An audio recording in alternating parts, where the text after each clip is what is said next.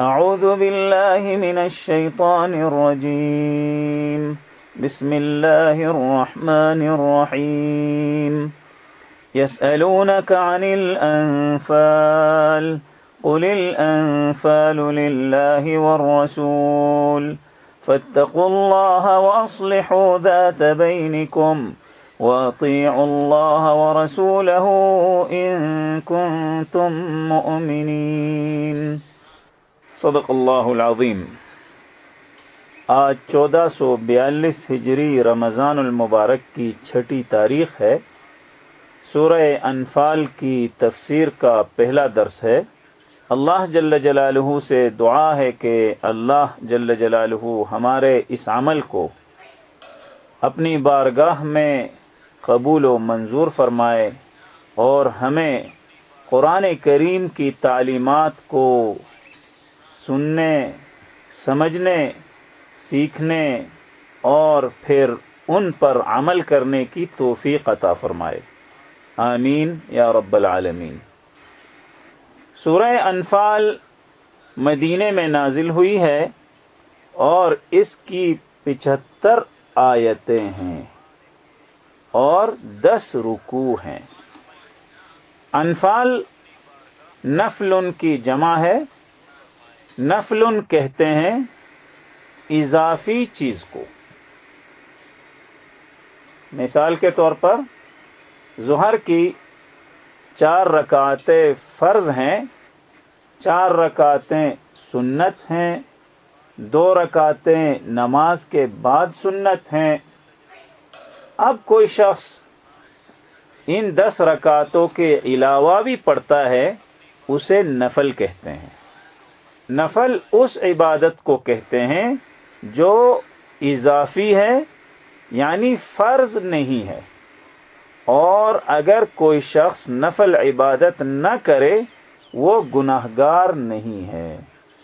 لیکن کوئی شخص نفل عبادت کرے، نفل نمازیں پڑھے، نفل روزے رکھے، اس کا ثواب ہے، اور قیامت کے دن جیسے کہ حدیث میں آتا ہے فرائض اگر پورے نہ اتریں، رمضان کے روزے رکھے ہیں لیکن اللہ معاف فرمائے غیبتیں کی ہیں، جھوٹ بولا ہے اور بہت سارے غلط کام کیے ہیں، تو فرض روزہ ہے لیکن ڈھیلا سا ہے، فرض روزہ ہے لیکن کمزور سا ہے، تو اس کو پورا کرنے کے لیے اللہ سبحانہ و تعالی نفل روزوں کو اس کی جگہ رکھیں گے اور اس کے ذریعے فرض عبادتوں میں جو کوتاہیاں اور کمزوریاں ہوئی ہیں اسے پورا کریں گے۔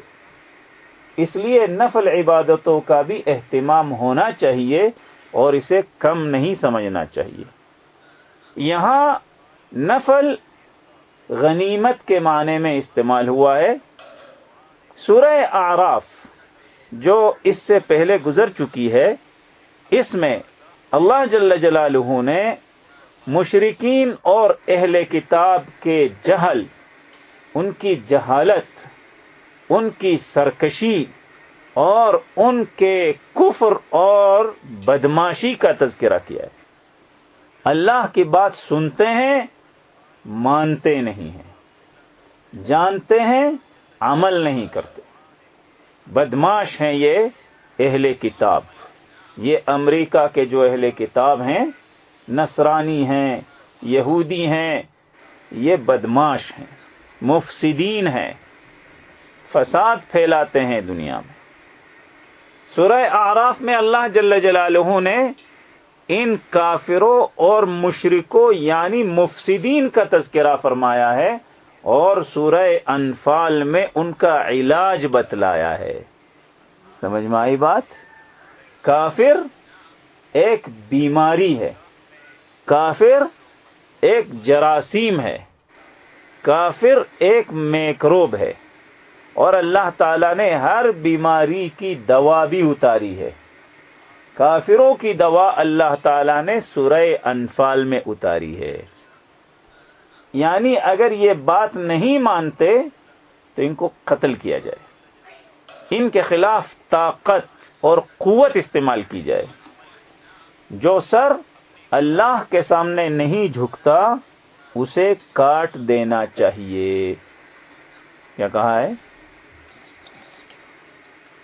جو سر اللہ کے سامنے نہیں جھکتا اپنے رب کے سامنے جس نے اس سر کو بنایا ہے اس خالق کے سامنے نہیں جھکتا اسے کاٹ دینا چاہیے. تو کافروں کی بیماری کا علاج اللہ تعالی نے سورہ انفال میں بیان کیا ہے، سورہ توبہ میں بھی بیان کیا ہے، سورہ محمد میں بھی بیان کیا ہے صلی اللہ علیہ وسلم. سورہ انفال میں جو اکثر باتیں بیان کی گئی ہیں وہ غزوہ بدر کے موقع پر فتوحات سے متعلق جو باتیں ہیں وہ بیان کی گئی ہیں. غزوہ بدر کے موقع پر کافروں کو جو شکست ہوئی ہے، بہت بری شکست ہوئی ہے ان کو. 70 ان کے بڑے بڑے سردار قتل کیے گئے اور 70 ان کے بڑے بڑے سردار گرفتار کیے گئے. مسلمان باوجود اس کے کہ کمزور تھے اللہ تعالیٰ نے انہیں کامیاب کیا. 8 تلواریں تھیں جو 1000 تلواروں سے ٹکرائیں. سوچتے ہو 8 کے مقابلے میں اگر 80 ہو تو 1 کے مقابلے میں 10 ہیں.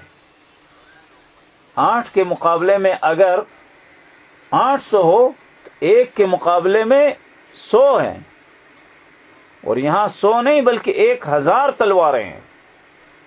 8 تلواریں تھیں اور 1000 تلواروں سے ٹکرا رہی ہیں. صرف 2 گھوڑے تھے، ایک پر حضرت علی رضی اللہ عنہ سوار تھے اور دوسرے پر مقداد بن اسود رضی اللہ عنہ. 80-83 کے قریب اونٹ تھے.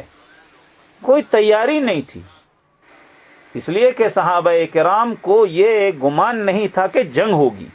پوری تیاری کے ساتھ نہیں آئے تھے، لیکن اس کے باوجود اللہ تعالیٰ نے کافروں کو مغلوب کیا، کافروں کو ہرایا اور مسلمانوں کو غالب کیا، مسلمانوں کو جتوایا.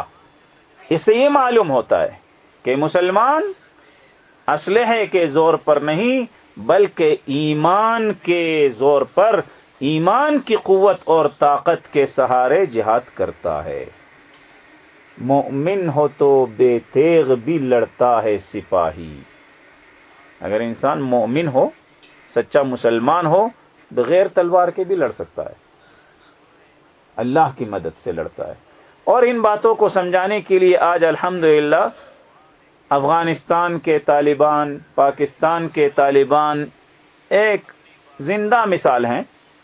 افغانستان کے طالبان نے امریکہ جو بہت بڑا ملک ہے، 52 کے قریب اس کے ملک ہیں اور ان سب ملکوں کو امریکہ کہا جاتا ہے، اور اس امریکہ کے ساتھ 40 کے قریب نیٹو ممالک بھی آئے ہیں اور پوری دنیا امریکہ کے ساتھ تھی. یہ پاکستان جو اپنے آپ کو مسلمان ملک کہتا ہے یہ بھی امریکہ کے ساتھ تھا اور آج بھی ہے. اس ملک کا نظام اور اس ملک کی حکومت، یہ ملک تو ہمارا وطن ہے لیکن اس کی مثال آج اس طرح ہے جیسے جنت میں شیطان گھسا ہے. پاکستان ایک جنت ہے لیکن اس میں ابلیس گھسا ہوا ہے، اور پاکستان کے طالبان اس ابلیس کو وہاں سے نکالنے اور اس کو قتل کرنے کے لیے جہاد میں مصروف ہیں. 100 کے قریب ممالک نے افغانستان پر حملہ کیا، افغانستان کے طالبان نے اپنے سینے ان کے سامنے کھول دیے.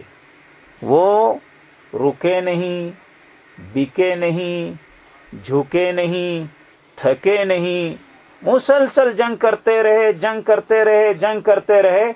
2001 جو میں نے اپنی آنکھوں سے دیکھا ہے، طالبان پر بمباری ہو رہی تھی، طالبان شہید ہو رہے تھے، طالبان کے بڑے شہید ہو رہے تھے، زخمی ہو رہے تھے، یتیم، بیوائیں اور پریشانیاں بہت ساری ہم نے اپنی آنکھوں سے دیکھی. اور آج 2021 ہے. ان 20 سالوں میں ہزاروں لوگ شہید ہو گئے، لاکھوں بچے یتیم ہو گئے. لیکن طالبان نے اپنا جہاد جاری رکھا. اس جہاد کی برکت سے ان کمزور مجاہدین نے، طالبان نے طاقتور امریکہ کا بیڑا غرق کر کے رکھ دیا. اللہ کے فضل سے امریکہ آج شرما شرما کر افغانستان سے بھاگ رہا ہے. اللہ تعالیٰ امریکہ کے کافروں کو یا ہدایت دے یا ان کو تباہ و برباد کر دے، آمین. اور پاکستان کے جو طالبان ہیں وہ بھی ایک ایسے ملک اور ایک ایسے نظام کے خلاف لڑ رہے ہیں جس کے پاس ایٹم بم ہے، جس کے پاس ہزاروں طیارے، ہزاروں ٹینک اور لاکھوں فوج ہیں. اور یہ غریب طالبان مجاہدین اس نظام اور اس کفر کے خلاف ڈٹے ہوئے ہیں، رکے نہیں، جھکے نہیں، بکے نہیں، تھکے نہیں، لگے ہوئے ہیں. انشاءاللہ ایک دن کامیاب ہو جائیں گے، آمین. ایک دن انشاءاللہ ضرور کامیاب ہوں گے. جنگ بدر میں مسلمان کمزور تھے، 313 ان کی تعداد تھی، کافر 1000 ان کی تعداد ہے. 300 کو ڈبل کرو تو 600 ہیں، دوسری بار ڈبل کرو تو 900 ہیں، اور یہ 1000 ہیں، یعنی ڈبل سے بھی زیادہ ہیں، 2 بار سے بھی زیادہ ہیں. یعنی ہر ایک مسلمان کے مقابلے میں ڈبل ڈبل کافر کھڑا ہوا ہے. بات سمجھ میں آ رہی ہے؟ تلواریں بھی پوری نہیں ہیں، نیزے بھی نہیں ہیں، گھوڑے بھی نہیں ہیں، لیکن اللہ پر ایمان ہے، اللہ پر ایمان ہے. اور جب اللہ پر ایمان ہو تو سب کام آسان ہو جاتے ہیں، سب کام آسان ہو جاتے ہیں، سب کام آسان ہوتے ہیں. صرف جنگ نہیں، سب کچھ آسان ہو جاتا ہے. اس لیے ہمیں اللہ سے محبت کرنی چاہیے، اللہ کے رسول صلی اللہ علیہ وسلم سے محبت کرنی چاہیے، اللہ کے دین کی نصرت کرنی چاہیے، اللہ کے دین کی خدمت کرنی چاہیے. اللہ تعالی ہمیں عزت دے گا، اس میں کوئی شک نہیں ہے، کوئی شک نہیں ہے اس کے اندر. جیسے اللہ تعالی آج افغانستان کے طالبان کو امریکہ کے مقابلے میں عزت دے رہا ہے. کافر اپنے طیاروں، ٹینکوں، جہازوں اور ہر چیز کے ساتھ آیا، ناکام ہو گیا. اور طالبان، ایسے طالبان میں نے دیکھے ہیں جن کی چپلیں بھی ٹوٹی ہوئی ہوتی تھی. 5 گولیاں ہیں، مجاہدین کے ساتھ جا رہا ہے. بھئی تمہارے پاس تو نہ کلاشنکوف ہے، نہ اور کوئی اسلحہ ہے، تم کہاں جا رہے ہو؟ تو کہنے لگا کہ مولوی صاحب میرے پاس 5 گولیاں ہیں. تو ساتھیوں نے کہا کہ ان گولیوں کو فائر کیسے کرو گے؟ کہا کہ جب جنگ شروع ہوگی تو کسی ساتھی کو کہہ دوں گا کہ مجھے بھی کلاشنکوف دے دو 2 منٹ کے لیے، میں اپنی 5 گولیاں فائر کر دیتا ہوں. یہ جہاد ان مخلص لوگوں کی برکت سے لڑا گیا ہے، اور ان 5 گولیوں کی برکت سے اللہ تعالیٰ نے یہ 50 ہزاروں لاکھوں گولیاں لے کر آنے والے امریکہ کو ناکام کیا. اور انشاءاللہ ہمارے پاکستانی طالبان بھی ایک دن کامیاب ہوں گے، اگرچہ کمزور ہیں، اگرچہ مجبور ہیں، اگرچہ پریشانیاں بہت ہیں، مشکلات بہت ہیں، لیکن اللہ بہت بڑا ہے، وہ ہمارا امتحان کرتا ہے. لیکن ایک دن ہم ضرور کامیاب ہوں گے، اس میں کوئی شک نہیں ہے. بات سمجھ میں آ گئی ہے؟ اس لیے کہ اللہ تعالیٰ کا وعدہ ہے، وَإِنَّ جُنْدَنَا لَهُمُ الْغَالِبُونَ. پڑھا ہے قرآن میں؟ قرآن میں ہے نا؟ وَإِنَّ جُنْدَنَا لَهُمُ الْغَالِبُونَ. یقیناً ہمارا لشکر ضرور بضرور جیتے گا. اللہ تعالیٰ نے اپنی کتاب میں، قرآن میں، کلام مقدس میں یہ بات کر دی ہے کہ میرا لشکر ضرور جیتے گا. تو اللہ کی بات سچی ہوگی یا کافر کی بات سچی ہوگی؟ اللہ کی بات سچی ہے. ہمارے امیر المومنین ملا محمد عمر مجاہد رحمہ اللہ تعالی جس وقت امریکہ حملہ کر رہا تھا، اس وقت انہوں نے یہی بات کی تھی امریکہ کہتا ہے کہ میں تم لوگوں کو مار ڈالوں گا، اور اللہ کہتا ہے کہ میں تمہاری مدد کروں گا۔ چلو میدان میں اترتے ہیں، دیکھتے ہیں کس کی بات سچی ہے۔ ایک غریب آدمی تھا، مسجد کا امام تھا، مدرسے کا استاد تھا۔ اللہ تعالیٰ نے اس شخص کی محبت میں ایسے لوگوں کو دیوانہ کیا کہ سب ان کے ساتھ جمع ہو گئے، اور آج 20 سال بعد وہ دنیا میں نہیں ہے، لیکن دنیا نے دیکھ لیا ہے کہ ملا محمد عمر رحمہ اللہ کامل ایمان والے انسان تھے انشاءاللہ، اور ان کی بات سچی تھی، ان کے رب کی بات سچی تھی، اور امریکہ کی بات غلط تھی، امریکہ کے دوستوں کی بات غلط تھی۔ الحمدللہ آج سب کچھ نظر آ رہا ہے۔ لیکن یہاں پر بات یہ ہے کہ ان مضبوط کافروں کے مقابلے میں ان کمزور مسلمانوں کو کامیابی کیسے ملی؟ اس سوال کا جواب یہاں پر اللہ جل جلالہ نے یہ دیا ہے کہ ان کے اندر تقوی موجود تھا، اور وہ آپس میں اتحاد و اتفاق کے ساتھ رہتے تھے، اور وہ اللہ اور اس کے رسول کی اطاعت کرتے تھے۔ تو آج بھی اگر ہم اللہ سے ڈریں گے، آپس کی رنجشیں اور اختلافات کو بھلا کر ایک مٹھی ہو جائیں گے، اللہ اور اس کے رسول صلی اللہ علیہ وسلم کی اطاعت کریں گے، یعنی قرآن ہمارے پاس موجود ہے، یہ اللہ کا کلام ہے، شریعت ہمارے پاس موجود ہے، یا رسول اللہ صلی اللہ علیہ وسلم کی تعلیمات ہیں، اگر اس پر ہم عمل کریں گے تو ہم بھی کامیاب ہو جائیں گے۔ بات سمجھ میں آ گئی؟ اب قرآن کریم کی ان آیات کا مختصر ترجمہ پڑھ لیتے ہیں۔